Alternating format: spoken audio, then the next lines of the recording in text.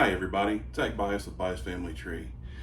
I'm here back in the shop today, finally feeling a little bit better, able to get back out and do a little work. So what I'm going to do today, decided to do a video on pyrography or wood burning. I've been doing it as a hobby for about 20 years, maybe a little bit longer. It's something my grandfather taught me how to do. I still use some of his old tools, but I have upgraded to a little more modern era type of tools.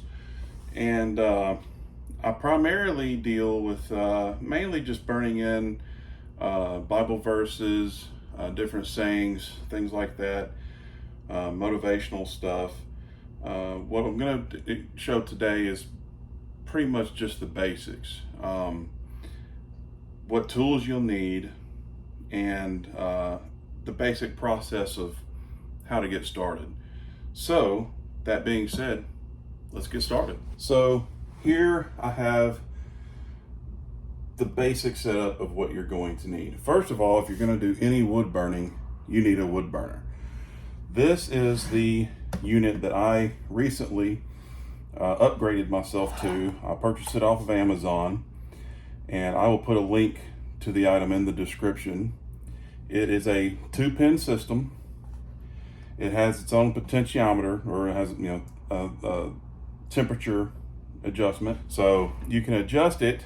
And right now it's sitting at 562 degrees, 563 Fahrenheit, and you can move between activating one side or the other. So I can either have this pin activated at one time or the other. And that makes it really nice, because what you can do is, if you need to switch tips, which the kit comes with a little canister of probably about, I forget how many are actually in there, 20 or 25 different tips to use. And they're really easy to change out. You just have 2 screws that you loosen, one on each side, pull it out, and you see the holes there. Pop it back in, tighten it down, just make sure not to over tighten it, you might break it. Because the thing is, these tips over time, due to the heat, they will erode and they will break. It's just nature of the beast. So but the cool thing, like I said, about this system is you can let one cool off while you're working with the other one. And if you need to change tips on one of them, change it on the one that's already cool. You don't have to sit and wait for it to cool off again. This one does heat up pretty quickly, which I like. My old one my grandfather used, it took forever, but it was like 1950s technology. So that's your main on and off button here on the right side. But there are a bunch of different kinds on Amazon. This is just the one I settled on. I tend to like it, and like I said, I will leave a link in the description. Also, what you'll need is, of course, your wood. Now, most importantly, your wood needs to be pure. It doesn't need to be stained. It doesn't need to be painted. Make sure it is raw wood. Do not burn into painted wood, stained wood. 1, it's going to come out really difficult to do. 2, it's going to be all bubbly and nasty. But 3, and most importantly, it's going to put out toxic fumes. You don't need to be breathing that stuff in, even with a mask on. Just don't do it. Make sure your wood is clean, pure, not painted, not stained, not pressure treated. This is just your regular 1x4 by 8, which of course is cut down, a pine fairing strip. That's all this is. And so what we're going to be working with today. I've already got it cut, I already got it sanded. You're going to want to sand your piece down to at least 180. I already took the router to it, made a nice edging around it for a border. And the next thing you're going to want to do is figure out what design you want. Now, what I like to do is I like to make up some things on like Microsoft Word or Google Docs or something like that. But right now we're just going to go with Jesus Lives. and which he does. Amen. So you may be wondering, okay, well, how are we going to transcribe that over to our wood? Well, to do that, I use carbon paper. Just your regular carbon transfer paper. You can get it really cheap on Amazon. You can probably get it at Walmart, Michael's, Hobby Lobby. Amazon's where I got it. It's relatively cheap. You can reuse it many times, just until it's just worn out. And it makes it extremely easy to do.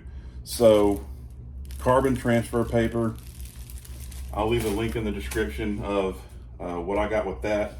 I also have this paper cutter that I use with what I print out, which I'll measure my piece of wood and also measure my printout, and that helps me align everything to make sure everything's all square on the paper, aligned and not crooked when I start to do the burn. So those are the tools that we need. I'm going to go ahead and get started on setting this up, transferring the image over to the wood, and then we'll start the burning.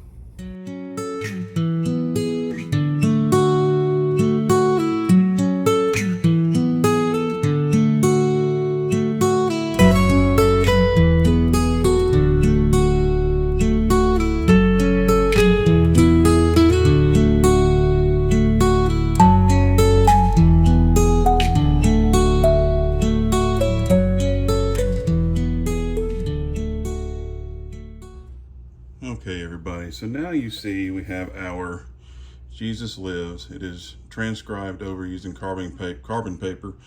And if you notice during the time lapse, one thing, make sure you have that carbon paper the correct side down, or you're going to do a lot of tracing that doesn't get traced. I have done that before and done it on a very large piece, thinking that, hey, I'm done. Pull that paper up and there's nothing there. So yeah, it can be very frustrating. So make sure you put the dark side down to where it's actually going to imprint on the wood, or you're going to be really upset with yourself. So now I'm going to start doing the actual wood burning. Now the tip that I like to use primarily is this angled tip. It's pretty simple. It allows me to do curves and stuff a lot easier than others, and for deep shading and stuff like that, I like to use this more angled tip. I can put it flat on the board and things like that, but primarily I do use this one.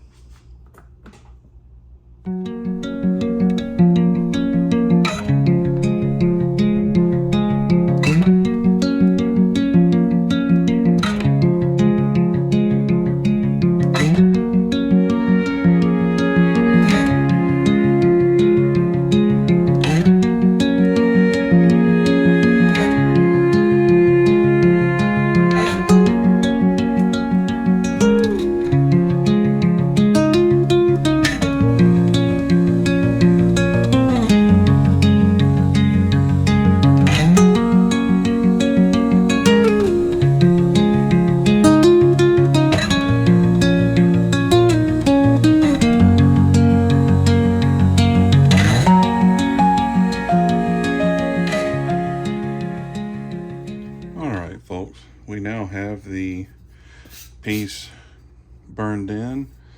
Still have a little bit of cleaning up to do on it, but the burning is complete. Now, one thing I'll say about wood burning, along with any other woodwork, really is, especially decorative stuff like this, do not beat yourself up much trying to strive for perfection, because with wood burning and stuff like that, you can get it as close to perfect as you want. It's never going to be perfect. And honestly, in my humble opinion, you really don't want it to be. What was wrong with that one? It was too perfect. Because if you're selling or even giving this as gifts. But if you're selling this at a market or something like that, you really don't want it to look like it's been machine made. You don't want it to look like it's been done by a laser, a computer. If anybody wants to buy that stuff, they'll go to, Hobby Lobby or Walmart or Temu or Amazon, or something like that and buy it. They're not going to these craft markets and farmers markets and stuff to buy stuff that they can just buy anywhere else. They're looking for handmade, genuine, unique pieces. And honestly, that's how you're going to get it. It's the imperfections that sell. It's the imperfections that give it that sort of handmade charm. That's what people like. And at least that's from my experience. I could be wrong. Let me know in the comments if you agree, if you disagree, and why. So that's where we're at with that as far as the burning goes. Letting our tools cool off, then we'll store them. So now I'm going to very lightly sand. I'm talking just a hair's breadth of sanding. Take care of some over marking area, maybe where we didn't need to burn. Clean away the edges and get a little bit of that carbon off. It's a little light sanding. Then I'm going to stain it. I'm thinking about staining it my traditional gun stock stain. It's my favorite stain. If you've seen pictures of my glider bench that I did a lot of wood burning on it, on the back headrest, I'll put a picture of it on the video. I believe I put it on my first video. But I stained it, the gun stock.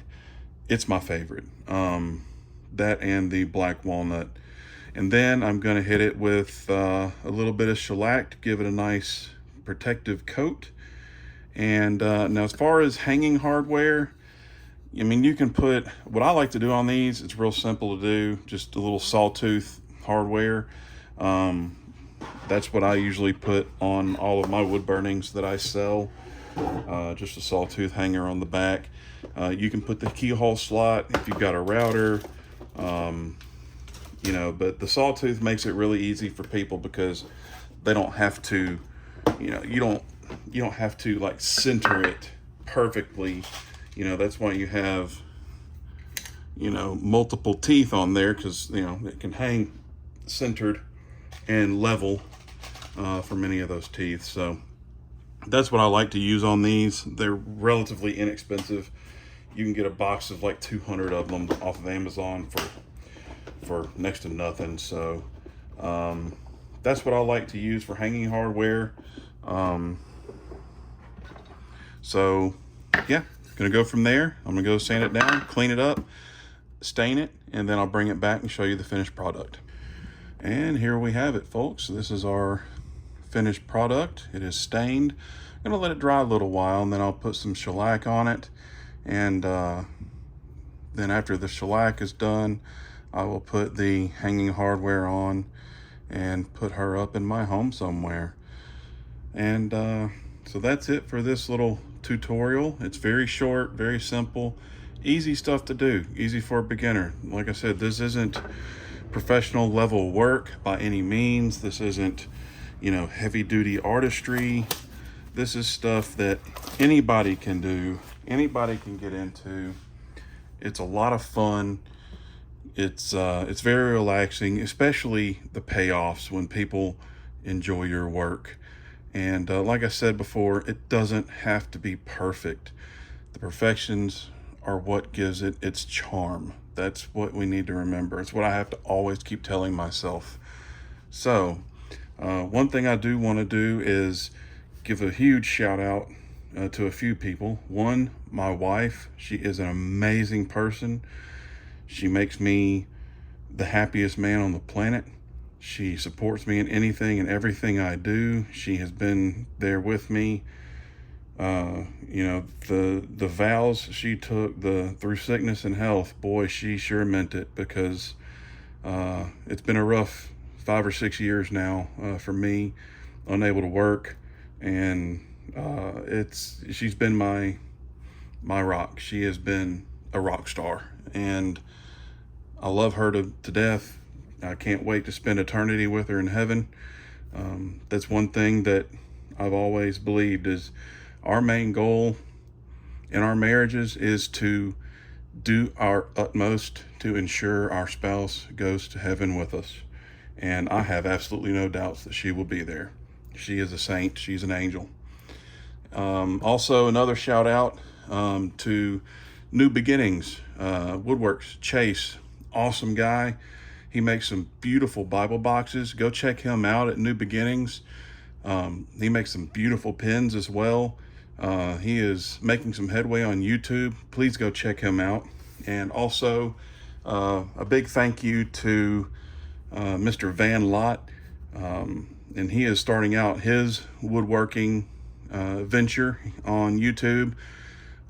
He has done a lot of devotionals. He does one pretty much every night live on YouTube at, I believe, 7:30 Central Time. It's a blessing to watch. He and his family, I asked for prayers this week and they delivered. And I am truly grateful. So please go check him out if you're not already subscribed to him. And remember, everybody, Jesus lives. Live for him. Be blessed, everybody. Have a good day.